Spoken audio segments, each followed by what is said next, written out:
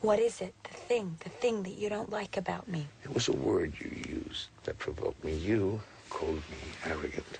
To plunder, as it were, a God-given right, I'd call that arrogant, Daddy. But that is exactly what I don't like about you. It's you that is arrogant. That's what you came here to say? I'm not the one passing judgment, Daddy. You are. No. You do not pass judgment because you sympathize with them. A deprived childhood and a homicide really isn't necessarily a homicide, right? The only thing you can blame is circumstances. Rapists and murderers may be the victims according to you, but I call them dogs. And if they're lapping up their own vomit, the only way to stop them is with a lash. But dogs only obey their own nature, so why shouldn't we forgive them? Dogs can be taught many useful things, but not if we forgive them every time they obey their own nature.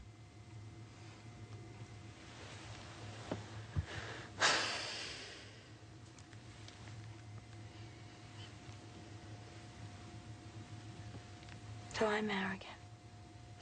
I'm arrogant because I forgive people. My God. Can't you see how condescending you are when you say that? I mean, you have this preconceived notion that nobody can't possibly attain the same high ethical standards as you, so you exonerate them. I cannot think of anything more arrogant than that. You, my child, my dear child, you forgive others with excuses that you would never in the world permit for yourself. Why shouldn't I be merciful? Why? No. You should. You should be merciful when there's time to be merciful. But you must maintain your own standards. You owe them that. You owe them that. The penalty you deserve for your transgression, they deserve for their transgressions. They're human beings. No. Of course. Does every human being need to be accountable for their actions? Of course they do. You don't even give them that chance. And that is extremely arrogant. I love you. I love you. I love you to death. But you are the most arrogant person I have ever met. And you call me arrogant. I have no more to say. You're arrogant. I'm arrogant. You've said it. Now you can leave. And, not my daughter, I suppose.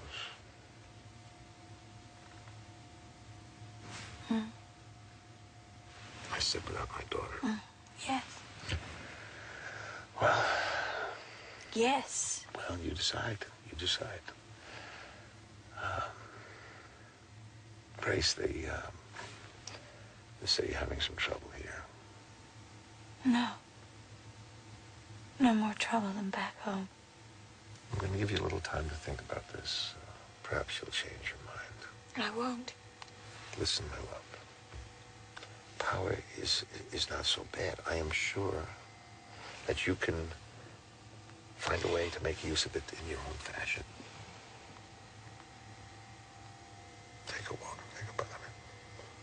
The people who live here are doing their best under very hard circumstances. If you say so, Grace. But, is their best really good enough? I do love you.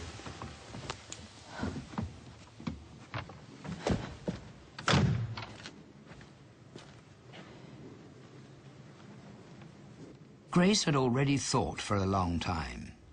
She had known that if she were not shot when the gangsters arrived, she would be faced with her father's suggestion that she return to become a conspirator with him and his gang of thugs and felons, and she did not need any walk to reconsider her response to that. Even though the difference between the people she knew back home and the people she'd met in Dogville had proven somewhat slighter than she'd expected. Grace looked at the gooseberry bushes, so fragile in the smooth darkness. It was good to know that if you did not treat them ill, They would be there come spring, as always, and come summer they'd again be bursting with the quite incomprehensible quantity of berries that were so good in pies, especially with cinnamon. Grace looked around at the frightened faces behind the window panes that were following her every step, and felt ashamed of being part of inflicting that fear. How could she ever hate them for what was at bottom merely their weakness? She would probably have done things like those that had befallen her if she had lived in one of these houses, to measure them by her own yardstick, as her father put it. Would she not, in all honesty, have done the same as Chuck, and Vera and Ben, and Mrs. Henson, and Tom, and all these people in their houses? Grace paused, and while she did, the clouds scattered and let the moonlight through.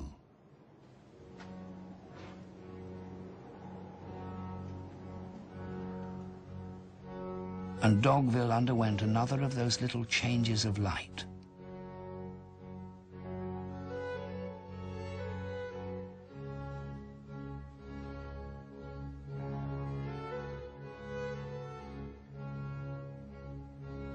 It was as if the light, previously so merciful and faint, finally refused to cover up for the town any longer. Suddenly you could no longer imagine a berry that would appear one day on a gooseberry bush, but only see the thorn that was there right now. The light now penetrated every unevenness and flaw in the buildings, and in the people. And all of a sudden, she knew the answer to her question all too well. If she had acted like them, she could not have defended a single one of her actions, and could not have condemned them harshly enough.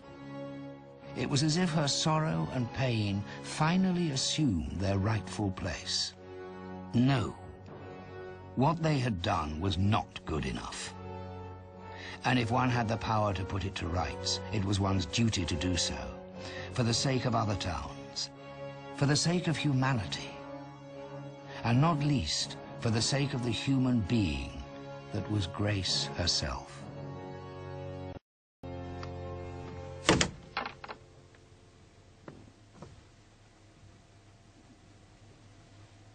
If I went back and became your daughter again, when would I be given the power you're talking about?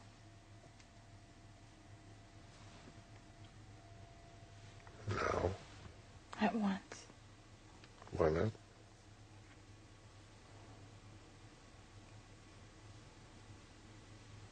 So that would mean that I would also take on the immediate responsibility at once. Like be a part of the problem solving. Like the problem of Dogville.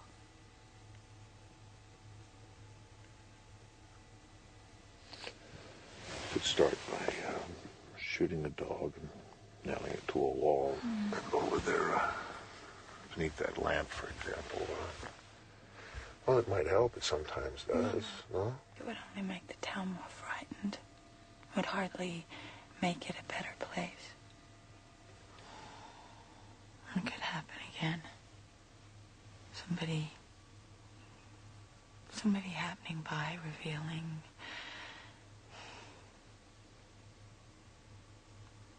their frailty.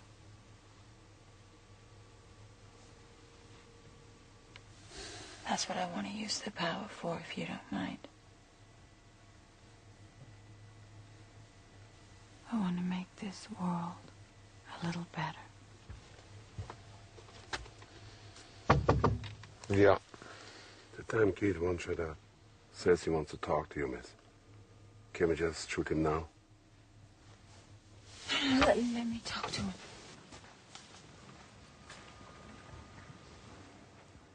What? What is it? A man can't really be blamed for being scared now, can he? No. No. I'm scared, Grace. I used you, and I am sorry. I'm stupid. I am. I'm not, maybe even arrogant sometimes. You are, Tom. Although using people is not very charming, I think you have to agree that this specific illustration has surpassed all expectations. It says so much about being human. It's been painful, but I think you also have to agree it's been edifying, wouldn't you say? Not now, Tom. Not now.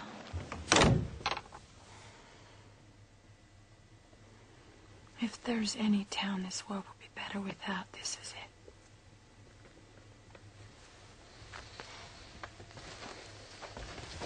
Yes. Shoot them, burn down the town.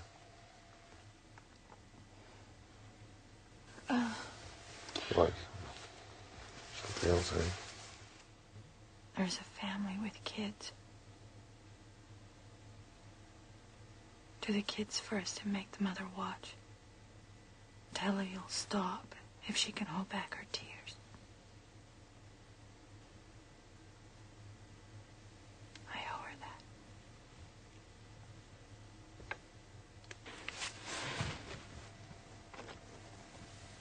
I'm afraid she cries a little too easily. We'd better get you out of here. I'm afraid you've learned far too much already. Come on, come on. You cold, sweetie? Would you like a wrap? I'm fine.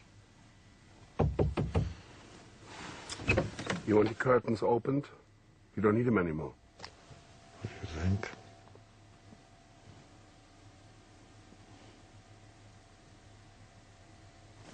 I think we should open them. I think it's appropriate.